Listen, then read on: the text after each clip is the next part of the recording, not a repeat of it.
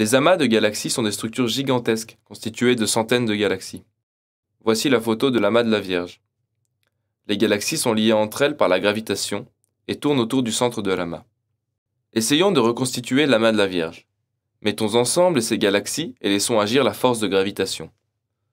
Les galaxies se dispersent rapidement. Il n'y a pas assez de masse au sein des galaxies pour que l'amas soit stable. Alors, où se cache la masse? Quand on observe l'amas au rayon X, on met en évidence du gaz chaud. Il remplit l'espace entre les galaxies. Ce gaz est-il assez massif pour assurer la stabilité de l'amas? C'est mieux, mais l'amas n'est toujours pas stable, même avec le gaz. Il faut encore plus de masse. En regardant bien l'image de l'amas, on peut distinguer des arcs gravitationnels. La masse dans l'amas se comporte comme un pied de verre et dévie les rayons de lumière des galaxies situées en arrière-plan.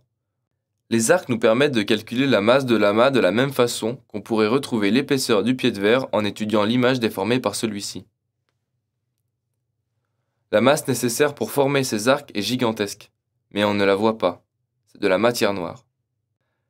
Elle constitue 85% de la masse de l'amas, le gaz chaud seulement 12% et les galaxies 3%. Ainsi, lorsqu'on ajoute la matière noire au gaz et aux galaxies, nous pouvons constater que l'amas devient stable.